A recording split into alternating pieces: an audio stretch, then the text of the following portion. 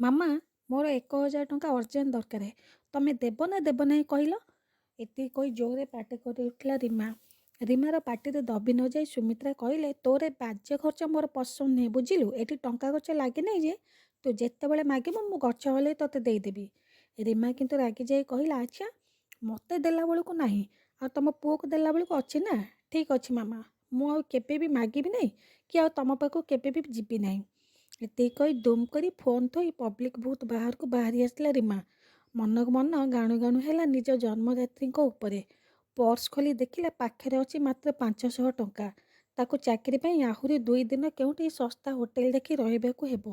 ଏତେ କମ୍ ଟଙ୍କାରେ 2 ଦିନ ସହରରେ କାଟିବା ଭାରି କଷ୍ଟ। ଏ ମାମା ବି କିଛି ବୁଝିବ ନାହିଁ। ଆରେ ଚାକିରି କ'ଣ ଥୁଆ ହେଇଛି ଯେ ଖୋଜୁ ଖୋଜୁ ମିଳିଯିବ? 2-3ଟା ଇଣ୍ଟରଭ୍ୟୁ ଦେଇ ସାରିଲିନି, ଆଉ 2ଟା ଇଣ୍ଟରଭ୍ୟୁ ଅଛି। କେଉଁଠି ତ ହେଲେ ଜବ୍ ମିଳିବ ନା? ଠିକ୍ ଅଛି, ଖାଲି ଜବ୍ ମିଳିଯାଉ, ମୁଁ ବି ମାମାଙ୍କୁ ଦେଖେଇ ଦେବି ମୁଁ ତାରି ରକ୍ତ। ଜମା ଯିବି ନାହିଁ ଘରକୁ, ଯେତେ ଡାକିଲେ ବି ଯିବି ନାହିଁ। ହେଲେ ପେଟରେ ତ ମୂଷା ଦୌଡ଼ିଲାଣି, ଖାଇବି କ'ଣ ଯେ?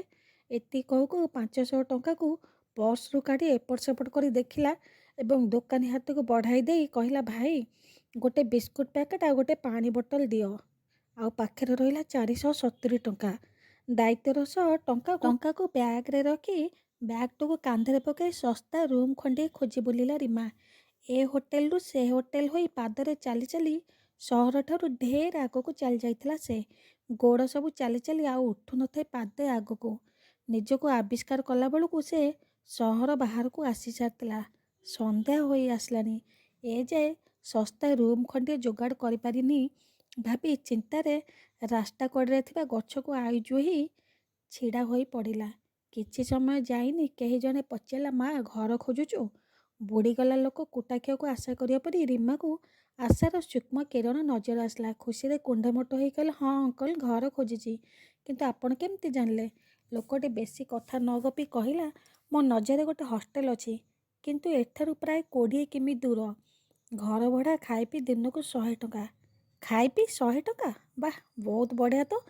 ଖୁସି ହୋଇଗଲା ରୀମା। ସମାଧାନ କରିଦେଲେ। ଏହା କହି ରୀମା ବ୍ୟାଗ୍ କାନ୍ଧରେ ପକାଇ କହିଲା, ଅଙ୍କଲ, ଚାଲନ୍ତି ଯିବା। ଲୋକଟି ଚୁପଚାପ ଆଗକୁ ଚାଲିଲା। ପଛେ ପଛେ ଚାଲିଲା ରୀମା। ଦୁଇ ପଟେ ଘଞ୍ଚ ଜଙ୍ଗଲ। ରାସ୍ତାରେ କାଁ ଭାଁ ସଡ଼କ ଆଲୋକ ପଡ଼ିଥାଏ, କିନ୍ତୁ ଜଙ୍ଗଲର ଅନ୍ଧକାରକୁ ଭେଦିବାର ଶକ୍ତି ନଥିଲା ସଡ଼କ ଆଲୋକର। ସନ୍ଧ୍ୟା ମାଡ଼ି ଆସିଲା। ରୀମା ଚାଲୁଛି ଯେ ଚାଲୁଛି, ତାର ଚାଲିବା ଯେମିତି ସରୁ ନଥିଲା।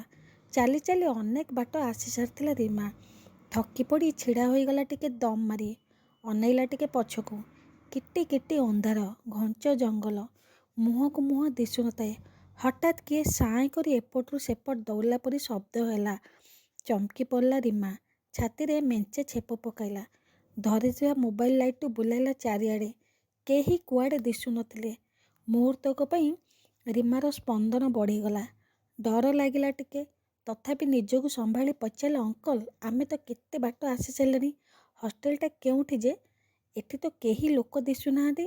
ଲୋକଟି କହିଲା, ଏଇ ଦେଖୁନ ମା, ଆଗରେ। ଏତିକି କହି ଜଙ୍ଗଲର କଡ଼ରେ ଥିବା ଗୋଟେ ବଙ୍ଗଳା ଆଡ଼କୁ ହାତ ଦେଖାଇଲା। ଆଶ୍ଚର୍ଯ୍ୟ ହେଲା ରୀମା। ଏ ଘଞ୍ଚ ଜଙ୍ଗଲରେ ଏତେ ବଡ଼ ବଙ୍ଗଳା, କିନ୍ତୁ ବାହାରେ ଲଣ୍ଠନ ଆଲୁଅ 2ଟି ଝୁଲୁଛି। ପଚାରିଲା, ଅଙ୍କଲ, ଏଠି କ'ଣ କରେଣ୍ଟ ନାହିଁ କି? ଲୋକଟି କହିଲା, ମା, ସରକାରକୁ ଟ୍ୟାକ୍ସ ଫାଙ୍କିବାକୁ ଏଠି ବଙ୍ଗଳା ତିଆରି ହୋଇଛି। ଆଉ ଏ ଜଙ୍ଗଲରେ ଆଲୋକର ବ୍ୟବସ୍ଥା ହୋଇପାରିନି ଆଜି ଯାଏ। ତେବେ ଭିତରେ କିଛି ଅସୁବିଧା ହେବ ନାହିଁ। ପର୍ଯ୍ୟାପ୍ତ ଆଲୋକ ବ୍ୟବସ୍ଥା ଅଛି। ରୀମା ଟିକେ ଆଶ୍ୱସ୍ତ ହୋଇ ଗଲା ବଙ୍ଗଳା ଆଡ଼କୁ। ରିସେପ୍ସନରେ ଦେଖିଲା ଜଣେ ପୁରୁଷ ବସିଛି, କିନ୍ତୁ ଭାରି ଅପରିଷ୍କାର। ରୀମା ଟଙ୍କା ଡିପୋଜିଟ୍ କରି ରୁମ୍ ଚାବି ମାଗିଲା। ପୁରୁଷ ଜଣକ କେମିତି ଅଜବ କଥା ହେଉଥିଲେ। ରୀମାକୁ ଚାବି ଦେବା ସହ କିଛି ପ୍ରସାଦ ଦେଲେ। ରୀମା ମୁହଁ ପାଖକୁ ସେ ପ୍ରସାଦକୁ ଆଣି ନେଇ ତାକୁ ପ୍ରବଳ ବାନ୍ତି ଲାଗିଲା। ଏଇ ସାଙ୍ଗେ ସାଙ୍ଗେ ବାନ୍ତି ହୋଇଯିବ। ସତେ ଯେମିତି ମାସ ମାସ ତଳର ପଚା ସଢ଼ା ଜିନିଷ। ରୀମା ହେବାରୁ ଲୋକଟି କଟା ଦୃଷ୍ଟିରେ ଅନାଇଲା ରୀମାକୁ। ରୀମା ରାଗି କରି କହିଲା, କ'ଣ ଅନାଉଛ? ନିଜେ ଖାଇଲ ୟାକୁ। ଛି, କି ଗନ୍ଧ ହେଉଛି। ଲୋକଟି କିଛି ନ କହି ଖାଇଗଲା ସେତକ। ରୀମାକୁ ବାନ୍ତି ଲାଗିବାରୁ ଚାବି ନେଇ ଦୌଡ଼ିଲା ରୁମ୍ ଆଡ଼େ। ଲଣ୍ଠନ ଆଲୁଅ ପଡ଼ିଥାଏ। ନିଜ ରୁମ୍ ଖୋଜି ଖୋଜି ପହଞ୍ଚିଗଲା। ତାଲା ଖୋଲି ଗଲା ଭିତରକୁ। ଇସ୍, କି ଅପରିଷ୍କାର। ମଣିଷ କାହିଁକି ଆସୁଥିଲା ଏଠିକୁ କେଜାଣି? ବେଡ଼୍ରେ କେବଳ ବେଡ଼ସିଟ୍ ଖଣ୍ଡେ ପଡ଼ିଛି ଆଉ ଗୋଟେ ତକିଆ, ସେ ବି ଦୁନିଆ ଅପରିଷ୍କାର। ହଉ, ରାତିଟା ଚଳେଇ ଦେବା। ଏହା ଭାବି ରିମା ଝଡ଼ାଝଡ଼ି କଲା। ଠିକ୍ ଏତିକିବେଳେ ରୁମଝୁମ୍ ପାଉଁଜି ଶବ୍ଦ ଶୁଣି କାନେଇଲା ରିମା। ଲାଗିଲା ସତେ ଯେମିତି ବାଥରୁମରେ କିଏ ଅଛି। ପାଣିର ଶବ୍ଦ ଶୁଭୁଥିଲା ସ୍ପଷ୍ଟ। କିଏ ଯେମିତି ବାଥରୁମରେ ଗାଧୋଉଛି। ଡରିଗଲା ରିମା। ପାଦ ଚିପି ଚିପି ଆସୁଥିବା ଶବ୍ଦ ଆଡ଼କୁ ପାଦ ବଢ଼େଇ ଖୋଲିଦେଲା ବାଥରୁମ୍ ଡୋର୍। ଆରେ ଏ କ'ଣ? କେହି ବି ତ ନାହାନ୍ତି, ଅଥଚ ପାଣି ଖୋଲା ଅଛି। ପାଣି ଟ୍ୟାପ୍ ବନ୍ଦ କରି ରୁମ୍କୁ ଆସିଲା ରିମା। ହଠାତ୍ କିଏ ଯେମିତି ଡାକୁଥିଲା ତାକୁ କବାଟ ବାଡ଼େଇ। ଠକ୍ ଠକ୍ ମୃଦୁଘାତ କବାଟରେ ଶୁଣି ଛାତିର ସ୍ପନ୍ଦନ ପୁଣି ତୀବ୍ର ହୋଇଗଲା ରିମାର। ଏଠି ତ ସେ ନୂଆ, ପୁଣି କିଏ ଡାକୁଛି ତାକୁ? କାହାକୁ ତ ଚିହ୍ନି ନାହିଁ। ହେ ଭଗବାନ, କ'ଣ ସବୁ ଯେ ଘଟି ଯାଉଛି। ଲଣ୍ଠନର ଲାଇଟ୍ ଟିକେ ତେଜି ଛେପ ଢୋକିଲା ସେ। ଧୀରେ ଧୀରେ କବାଟ ଆଡ଼କୁ ପାଦ ବଢ଼ାଇଲା। ଅସ୍ପଷ୍ଟ ଶୁଭୁଥିଲା କାହାର ଖିଲିଖିଲି ହସ। ଏ ନିଛାଟିଆ ବଙ୍ଗଳାରେ ଆଲୋକ ନାହିଁ, ସେଥିରେ ପୁଣି ଏମିତି ଅଜବ ଘଟଣା। କିଛି ବି ଭଲ ଲାଗୁନଥିଲା ରିମାକୁ। କିଛି ଭୁଲ କରିଦେଇନି ତ? ସେ ଭାବୁ ଭାବୁ ଭୁସ୍ କରି କବାଟ ଖୋଲିଦେଲା। ଏ କ'ଣ? କେହି ବି ତ ନାହାନ୍ତି। ତେବେ କବାଟ କିଏ ବାଡ଼ଉଥିଲା? ହଠାତ୍ ପଛକୁ ବୁଲି ପଡ଼ିଲା ବେଳକୁ ଚମକି ଗଲା ସେ। ଜଣେ ଝିଅ ଛିଡ଼ା ହୋଇଥିଲା ତା ରୁମ୍ ଭିତରକୁ କବାଟ ପାଖରେ। ରିମା ପଚାରିଲା, ତୁମେ କିଏ? ଭିତରକୁ କେମିତି ଆସିଲ? ସେ ହସିଲା ରହସ୍ୟର ହସ। କହିଲା, ଖାଇବା ଆସ, ଟାଇମ୍ ଓଭର ହେଲେ କିଛି ବି ମିଳିବ ନାହିଁ। ଯନ୍ତ୍ରବତ୍ ରିମା ଚାଲିଲା ତା ପଛେ ପଛେ। ଡାଇନିଂ ରୁମ୍ କି ଅପରିଷ୍କାର ଅଛି। ଦେଖୁ ଦେଖୁ ରିମାକୁ ଭାରି ବାନ୍ତି ଉଠେଇଲା।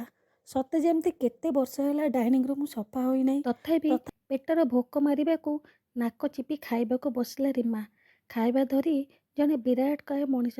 ନା ନା, ମଣିଷ ନୁହେଁ, ଗୋଟେ ଦାନବ କହିଲେ ଚଳିବ। ନିହାତି ଅପରିଷ୍କାର ଅପରିଚ୍ଛନ୍ନ ଲୋକ ଖାଇବା ଥାଳି ଧରି ଦୁଇଟି ଆସିଲା। ଇସ୍, କି ଖାଇବା! କଞ୍ଚା ମାଂସ, ସାଙ୍ଗେ ସାଙ୍ଗେ କଟା ଯାଇଥିବା କୁକୁଡ଼ା। ରକ୍ତ ଯେମିତି ଝରି ପଡ଼ୁଛି। ରିମା ଆଉ ସେଠି ରହିପାରିଲା ନାହିଁ। ପ୍ରବଳ ବାନ୍ତି ଉଠେଇଲା। ଦୌଡ଼ି ପଳାଇଲା ନିଜ ରୁମ୍କୁ। ଭୁସ୍ କରି କବାଟ ଦେଇଦେଲା। ସମ୍ପୂର୍ଣ୍ଣ ଝାଳନାଳ ହୋଇ କବାଟ କଡ଼କୁ ଆଉଜି ବସି ପଡ଼ିଲା ରିମା। ସମ୍ପୂର୍ଣ୍ଣ ଥରୁଥାଏ ସେ। ତାକୁ ଲାଗିଲା କିଏ ଯେମିତି ଦୁଲ ଦୁଲ କରି କବାଟ ବାଡ଼ଉଛି। ଯେମିତି ଏଇନି କବାଟ ଭାଙ୍ଗି ପଡ଼ିବ। ଭୟରେ ଗୋଟାପଣ ଥରିଲା ସେ। ହଠାତ୍ କବାଟଟା ଖୋଲିଗଲା। ରିମାର ନଜର ପଡ଼ିଲା କବାଟ କଣରେ ପଡ଼ିଥିବା ଛୁରୀ ଉପରେ। ଲଣ୍ଠନ ଆଲୁଅ ଲିଭିଗଲା। କିଏ ଯେମିତି ହାତ ବଢ଼େଇ ରିମାର ଗଳା ଧରିନେଲା। ଗଁ ସହ ହୋଇପଡ଼ିଲା ସେ। ନିଜକୁ ବଞ୍ଚାଇବା ପାଇଁ ଆପ୍ରାଣ ଉଦ୍ୟମ କରିଲା, କିନ୍ତୁ ପାରିଲାନି। ହଠାତ୍ ଅନ୍ଧାରରେ ଧରିଥିବା ଛୁରୀଟି ଭୁଷି ଚାଲିଲା ଯେମିତି କାହା ଛାତିରେ। ସବୁ କିଛି ଶୂନଶାନ ହୋଇଗଲା। ନିଜ ପାଖରେ ଥିବା ମୋବାଇଲ ଲାଇଟ୍ ପକାଇକି ଘଟଣା କ'ଣ ଜାଣିବାକୁ ଚେଷ୍ଟା କଲା ରିମା। ଏ କ'ଣ? କେହି ବି ନାହାନ୍ତି ତ? ଡରିଗଲା ସେ। ଝାଳ ନାଳ ହୋଇ ବ୍ୟାଗ୍ଟିକୁ ଉଠାଇ ଦୌଡ଼ିଲା ରୁମ୍ ବାହାରକୁ। ହେ ଭଗବାନ, ଯେତେ ଚେଷ୍ଟା କଲେ ବି ବାହାରକୁ ବାହାରି ପାରୁନି ସେ। ଭୁଲ ଭୁଲିଆ ପରି ତାରି ଭିତରେ ବୁଲୁଛି ଯେ ବୁଲୁଛି। ଲମ୍ବା ଲମ୍ବା ହାତଗୁଡ଼ିକ ତାକୁ ଯେମିତି ଗୋଡ଼ାଉଛନ୍ତି ଧରିବାକୁ। ହଠାତ୍ ନିଜ ବ୍ୟାଗ୍ରେ ଥିବା ହନୁମାନ ଲକେଟ୍ଟି କାଢ଼ି ନିଜ ଛାତିରେ ଲଗାଇଲା ରିମା। ନିଜକୁ ଶକ୍ତ କଲା। ଜୋର ଜୋରରେ ହନୁମାନ ଚାଳିଶା ପାଠ କରି ଦୌଡ଼ିଲା ଆଖିବୁଜା ବାହାରକୁ। କୁଆଡ଼େ ଯିବ ଜାଣିନଥିଲା। ତଥାପି ଦୌଡ଼ିଲା ଦୌଡ଼ିଲା ଦୌଡ଼ିଲା ସେ। ଦୌଡ଼ି ଦୌଡ଼ି ସକାଳେ ରିମା ନିଜକୁ ଆବିଷ୍କାର କଲା ଗତକାଲି ସନ୍ଧ୍ୟାରେ ବସିଥିବା ଗଛ ତଳେ। କିଛି ଲୋକ ତାକୁ ଘେରି ଛିଡ଼ା ହୋଇଥିଲେ। ଉଠି ବସିଲା ରିମା। ତାପରେ ନିଜକୁ ସମ୍ଭାଳି ନିକଟ ପୋଲିସ ଷ୍ଟେସନ ଯାଇ ଏଫ୍ଆଇଆର୍ ଦେଲା। ହେଲେ ଯାହା ଶୁଣିଲା ତାର ହୋସ୍ ଉଡ଼ିଗଲା। ପୋଲିସଙ୍କ ଅନୁସାରେ ଆଖପାଖରେ ଏମିତି କୌଣସି ବି ବଙ୍ଗଳା ନାହିଁ। ଏମିତି ଅବଶ୍ୟ ଘଟିଛି, ଗୋଟେ ଦୁଇଟି ଲାଶ୍ ମିଳିଛି ଜଙ୍ଗଲରୁ ବର୍ଷେ 2 ବର୍ଷ ପୂର୍ବେ, କିନ୍ତୁ ମୃତ୍ୟୁର ସଠିକ୍ କାରଣ ଜଣାଯାଇ ନାହିଁ ଏଯାଏ। ରିମା ତା ସହ ଘଟିଥିବା ସବୁ କିଛି କହିଗଲା। ଆଉ ପ୍ରମାଣ ଦେବାକୁ ପୋଲିସକୁ ସାଥିରେ ନେଇ ଗଲା ସେ ଯାଇଥିବା ବଙ୍ଗଳାକୁ। କିନ୍ତୁ ସେଠି ନା କିଛି ବଙ୍ଗଳା ଥିଲା, ନା କେହି ବି ନଜର ଆସୁଥିଲେ। ପୋଲିସଙ୍କ କହିବା ଅନୁସାରେ କିଛି ବର୍ଷ ପୂର୍ବେ ଏଠି କିଛି ସାଙ୍ଗମାନେ ଆସିଥିଲେ ବୁଲିବା ପାଇଁ, ଆଉ ସେମାନଙ୍କ ଲାଶ୍ ମିଳିଥିଲା ଠିକ୍ ଏଇ ଜାଗାରୁ। ଏଯାଏଁ ମୃତ୍ୟୁର ରହସ୍ୟ ଜଣାପଡ଼ିନାହିଁ। ରିମାକୁ ପୋଲିସ ଷ୍ଟେସନରେ ମୃତକଙ୍କ ଫଟୋ ଦେଖିବା ପରେ ହୋସ୍ ଉଡ଼ି ଯାଇଥିଲା ରିମାର। ସେ ଅନୁଭବ କଲା ରାତିରେ ଭେଟିଥିବା ଚରିତ୍ରମାନେ ସବୁ ଏଇମାନେ ଥିଲେ।